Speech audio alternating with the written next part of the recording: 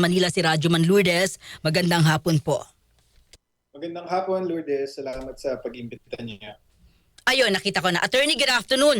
Attorney, linawin ko lang ha, kasi kahapon sabi ho sa amin, from the camp of Ramil, paano kayo sasagutin kung hindi raw po nila alam kung ano kayo ni VP Sara? Sagutin na lang nila. Ang dami pa nilang pariwari. Abogado po tayo ni VP Sara dun sa kasong perjury na sinampa niya laban kay Ramil Madriaga. Asar talo sila so kung ano-ano na lang sinasabi nila. Okay. Number one, sabi ho ni Attorney Falsis, babanggitin ko, Attorney, yung mga pangalan para alam niyo po kung kanino galing. Sabi ho ni Attorney Falsis, bloodbath. Malakas ang mga pasabog ni Madriaga sa pagdinig. Yung kanyang pag-iyak pa lang, makikita raw yung emosyon na talagang natraidor siya. Yung mga larawan na kanyang ipinakita po yung kanyang koneksyon kay VP Sara. Nagpapahina daw po ito sa inyong kaso. Tingin kong nangyari kahapon talaga, ay nung Martes talaga, is bloodbath. Pero bloodbath in a way na sumabog na yung testimonya ni Ramil Madriaga sa mukha niya kasi kahit wala pang hakbang si VP Sara, kahit hindi nga umattend si VP Sara, marami nang nagpasinungaling dun sa testimonya niya. Unang-una dyan si Tanya Gaisanoli, yung may-ari ng painting na sinabi ni Ramil Madriaga, siya daw ang nagbigay kay VP Sara. Pangalawa, yung si Senator Amy Marcos, dininay niya yung di umanong term sharing deal. Tapos si Yusek Claire Castro para kay Pangulong Bongbong Marcos na rin ang nagsabi na wala din talagang term sharing deal. So biruin mo, ganun siya kasinungaling na napagkasundo niya si Senator Amy Marcos at si Yusek Claire Castro on behalf of BBM. Ganun po siya kasinungaling na mag-aaway na kampo ay sinabing hindi totoo yung sinasabi niya. Tapos kagabi po si Edward Chico, ang asawa niya po kasi ang may-ari nitong Nomo Basho na sinasabing pinaghatiran na daw ng isang duffel bag na may pera. Pinakita po ni Edward Chico sa video niya kung anong itsura ng Nomo Basho at pinaliwanag kung gaano ka imposible yung sinasabi ni Ramil Madriaga. Tapos pati si Justice Martires nagsalita na po, nagpa-interview siya, pinaliwanag niya din na yung mga sinasabi ni Ramil Madriaga tungkol sa parking lot ng Ombudsman, Office of the Ombudsman, hindi rin po totoo. So yun po ang nangyari kahapon, bloodbath ng hindi pa gumagalaw si VP Sara.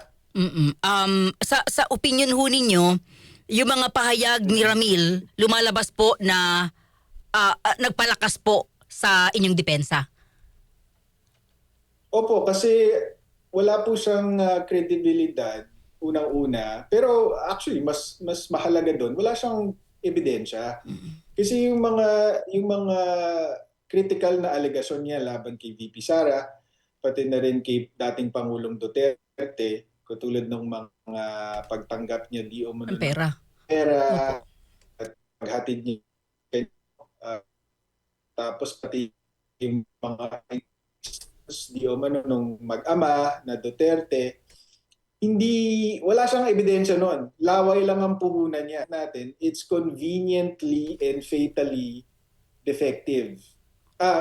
Conveniently and fatally unverifiable is what I meant. Kasi convenient, kasi kapag sinungaling ka, wala talagang ebidensya. So wala siyang maipakita. Fatal kasi ibig sabihin hindi niya mapapatunayan. 'Di ba? Kailangan pagkatiwalaan mo siya para paniwalaan siya. Pero bakit natin siya paniniwalaan? One, nakakulong siya. Number two, meron siyang motibo para makalabas ng kulungan na napakita na namin doon sa perjury complaint at ibinahagi na namin sa media na meron siyang text message kay Lieutenant Colonel Dennis Nolasco na hinihikayat itong di umanong bumaliktad at sabihin na lang daw na kay Madriaga, binigay yung confidential funds at si Madriaga na daw ang bahala magpaliwanag at huwag daw mag-alala sa kanya dahil makakalabas siya sa kulungan dahil nga magtitistigo siya laban kay VP Sara. So, yun po yung motibo niya eh. May klarong motibo po siya. Wala po siyang ebidensya dun sa mga paratang niya. Tapos pati yung ebidensya na magpapatunay sana na konektado siya kay VP Sara dun sa in the manner that he alleges na insider siya, na sensitibo yung trabaho niya para kay VP Sara. Wala. Anong pinakita niya? Ang pinakita niya, mga litrato ng kampanya. So ano pong napapatunayan nun? E di supporter po siya ng kampanya. Wala na pong iba. And yet, kahit napakita niya yung mga larawan at mga video na yon, napakita na rin natin sa perjury complaint mismo na kahit may mga litrato sila, eh hindi nga siya maalala dahil sa dami ng mga nakasalimuhan ni VP Sara doon sa kampanya. At meron din tayong ibang ebidensyang nagpapakita na hindi siya makadiretso kay VP Sara. Dumadaan siya kay Attorney Ryan Kilala. So yun ang patunay na wala siyang relationship talaga kay VP Sara. Kasi kunyari, yung Easy Pilipinas na sinasabi, meron po talagang Easy Pilipinas na grupo na nag-volunteer sumuporta sa kandidatura ni dating Mayor Sara nung nasa Davao City pa ho siya. Oo. Ngayon, sabi ni Madriaga, siya daw bumuo nun, totoo yun. Pero sinabi niya na inutos daw sa kanyang buuin yun ni VP Sara at pinondohan ng mag-amang Duterte. Yun ang hindi po totoo, yung dalawang aligasyon na po yun. At wala po siyang mapakitang ebidensya. Meron po tayong yung virtual meeting na pinakita ng Martes sa House Justice Committee ng Easy Pilipinas at ni VP Sara. Meron po tayong ebidensyang nagpapatunay na si Attorney Ryan Kilala ang nag-organize nung meeting na yon. Meron siyang text message kay VP Sara na kung maaari silang paunlakan, kung maaaring paunlakan ni Mayor Inday ang Easy Pilipinas sa isang virtual meeting. So ano pong pinapatunayan?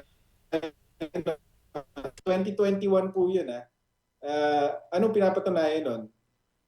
Nung mga panahon na yon, kung totoo yung sinasabi ni Ramil Madriaga, 3 taon na po siyang nagtatrabaho kay VP Sara, di umano. So kung 3 taon na siyang nagtatrabaho kay VP Sara at inutusan siyang buuin tong Easy Pilipinas at pinondohan pa ni VP Sara, bakit hindi siya makadiretso kay VP Sara para lang magkaroon ng isang virtual meeting? Ang totoo po kasi, hindi niya kilalang personal si VP Sara. Kaya kailangan niyang mag-request sa kaibigan niyang si Attorney Ryan Kilala para mag-request naman kay VP Sara. Attorney, para sa iyo yung pag-iyak, ano yon? May impact ba? Kasi yun ang sabi, yung pag-iyak daw ni Ginoong Madriaga, parang talagang dinamdam niya yung pag-iwan sa kanya dahil malapit talaga siya kay VP Sara, na paglingkuran niya yung mag-ama. So parang ito raw, dito pa lang daw may impact na ito na talagang honest at credible si Mr. Madriaga. Pwede po kasing kaya siya umiyak dahil guilty na siya sa ginagawa niya. yun ang basa ko po doon. Kasi kung nagkaroon siya ng ganong klaseng emosyon na hindi guilt, tingin ko delusional na siya. Baka naiisip niya ang mga bagay nangyari pero hindi talaga nangyari. Kaya Napaiyak. para sa amin, dalawa lang po yun. So ang iniisip na lang namin, guilty na siya kaya siya naiiyak. Yung mga pictures po at video, binabanggit niya, binabanggit ni VP si Ram. Then merong photos like happy birthday Sir Ram. Wala ho bang impact yon yung ganoon? Kasi sabi ho ng ilang mga kritiko nyo rin po, no, ni VP Sara. Doon pa lang, makikita mo lang may ugnayan sila. Ba't tinatawag siya ni VP Sara? Talaga magkakilala sila. Well, yung doon sa happy birthday greeting, sabi ko nga noon pa, yan mismo ang patunay na hindi sila magkakilala dahil marami po yan itong mga greeting na may pangalan sa papel na hawak ni VP Sara rine-request po yan ng mga supporters, ng mga iba't ibang tao sa isang popular na tao katulad ni VP Sara na nung mga panahon na yun, election po yun. So napapagbigyan at meron na pong naglabas actually. Ilalabas pa lang po sana namin. Pero meron na pong naglabas sa social media ng compilation ng lahat ng or ng maraming mga birthday greeting ni VP Sara sa iba't ibang tao. So ang parang ang komento nga ng iba, ano yun, lahat ba yan, Bagman? Binati ni VP Sara ng greeting na gano'n. Kasi yun nga po, fan greeting po yun eh. So para sa akin, at na-trace na po kasi namin yung petsa at nakausap na po natin yung mismong nag-video kay VP Sara nung video na yon. At papatunayan niya na one, napakarami nun. Number two, ginagawa lang talaga yun ni VP Sara sa mga taong hindi niya kilala. Okay. Kasi yung video na yon na-trace na namin 2021 din po yun eh. So ibig sabihin 3 taon na dapat nagtatrabaho si Madriaga with VP Sara. And yet, ganun pa rin ang greeting. Ibig sabihin, hindi talaga kayo magkakilala, di ba? Hindi kayo talaga close. Yung sa flag naman po, Oh yes. kasama na rin po yan sa perjury complaint. Ang pinaliwanag po doon ni Attorney Ryan Kilala is si VP Sara kasi meron siyang motorcycle caravan noon at ang next stop nila ay ang Matnog, Sorsogon. So itong mga parallel groups katulad ng EC Pilipinas, ano yan po eh, nag-aabang sila kung saan pupunta susunod si VP Sara para magpakita ng suporta. So nalaman nila na Matnog, Sorsogon yung next stop, pumunta po sila doon, sinalubong nila si VP Sara doon sa motorcycle caravan.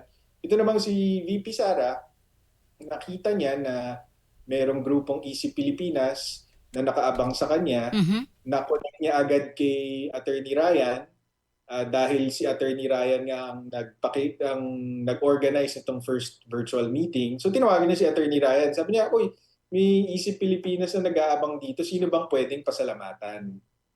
So si Attorney Ryan ang nagsabi kay VP Sara na pakihanap mo si Ram Madriaga, yan, leader ng EC Pilipinas. So kaya hinanap po ni VP Sara si Madriaga at inabutan ng flag.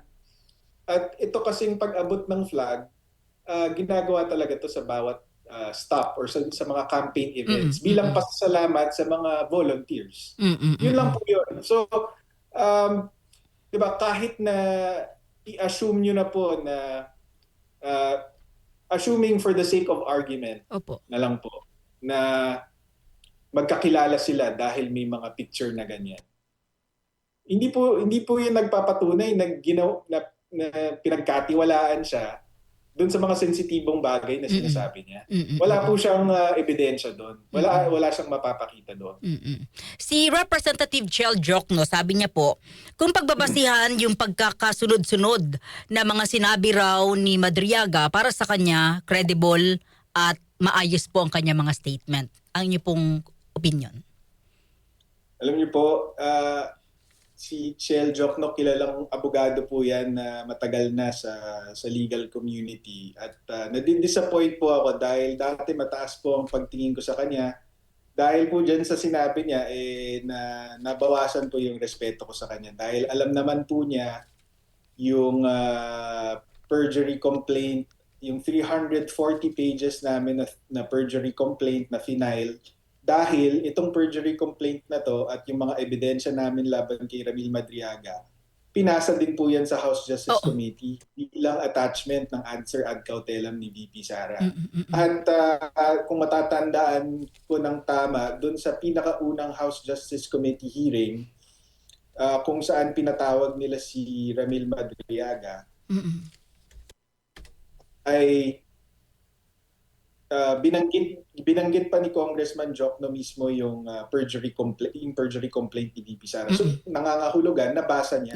Diba? So for him to say na credible si Ramil Madriaga after what happened nung Tuesday at after pasinungalingan siya agad ng mga taong nabanggit niya or wala namang who had nothing to gain by disputing what he said, Mm-mm. nakakalungkot po. Mm-mm. No. Nakain na rin ng politika itong si Chel Jokno. Oh, sir, yung mga bank account na waivers, hindi ho ba kayo natatakot doon? Siya po ay pumirma. Wala po kaming katakot-takot doon dahil unang-una, wala nga pong ugnayan itong si Pangulong Duterte at si Vice President Sara Duterte kay Ramil Madriaga. Tapos, itong back waiver, ang tingin ko po dyan, gimmick lang. Kasi, ano bang sabi niya? Sinabi niya, ginawa siyang dummy ni Pangulong Duterte at pinabuksan siya ng mga bank account sa pangalan niya. At doon daw dumaan yung pera na galing kay Pangulong Duterte for intelligence and money laundering. 'Di ba ho? So ano pong mapapatunayan pag itong ng bank waiver na ito? Ang mapapatunayan lang yan is number one, yung mga bank account na sa pangalan niya, at number two, na may laman yung bank account kung meron man. Diba? Siguro makikita din natin yung labas-pasok ng pera, pero kung gaano galing yung pera at kanino napunta, malamang hindi natin makikita dyan. So, yun nga po yung sinasabi ko, yung mga critical na alegasyon na mag-uugnay kay Pangulong Duterte at kay VP Sara, wala po siyang ebidensya dahil wala naman talaga siyang mahanap na ebidensya dahil hindi naman siya kaano-ano ng mga Duterte. Ano po yung pinaka-next move po ninyo after po ng kanya mga ipinahayag nitong nagdaang pagdinig sa House Committee on Justice? Pag-uusapan po namin ni VP Sara kung gusto niya pong filean ng panibagong mga kaso si Ramil Madriaga kasi yung nangyari po nung Martes, talagang perjury po yun. It was a testimony under oath. Tapos alam naman po natin na kasinungalingan lahat ng sinabi niya. Kaya perjurious po yun. Kahit pa yung affidavit mismo, yung supplemental affidavit, in-execute niya po yun sa Taguig bago mag-hearing. Perjurious din po yun. So at least 2 counts po yun. Okay, yung kahinaan daw ni VP Sara nung siya nag-aaral at humingi pa ng tulong sir, abogado kayo. Actually ako personally hindi ko nakagat kasi nakapasa sa board di ba? So, sir, pero parang napikon yata si VP Sara doon, attorney? Kasi clearly paninirang puri po yun no? Wala naman pong kinalaman sa impeachment. Isipin niyo po ito, si Ramil Madriaga, alam niya na itong supplemental affidavit ay isusumitin niya sa impeachment trial. Ay sa impeachment proceedings before the House Justice Committee. Ano naman po ang kinalaman nitong mga kahinaan di umano ni VP Sara sa law school? Wala pong kaugnayan. So anong ibig sabihin? Ang ibig sabihin nito, talagang paninirang puri lang. Okay, so pag-uusapan niyang pag-file ng kaso, 2 counts ng pagsisinungaling at paano po yung paninirang puri? Kasama na ho ba yun? Regarding sa pagiging mahina raw ni VP as a student and as a lawyer? Pag-iisipan pa po namin kung anong mga posibleng mga kaso na pwede i-file. Pero wala pa naman tayong pag-uusap kay VP Sara tungkol dito at wala pang desisyon tungkol dito. After po nung mga pahayag po ni Madriaga, wala pa ho kayong meeting with VP? Well, text pa lang dahil syempre busy si Vice President at saka birthday po nung nanay niya nung isang araw. I think sabay po dun sa impeachment hearing. So pero syempre magkakaroon din kami ng pagkakataon yan sa lalong madaling panahon. Attorney, maraming salamat sa oras po ninyo. Mabuhay po kayo. Good afternoon po. Salamat, Lourdes. Thank you so much. Si attorney, nawawala si attorney, no? Oo, siguro sa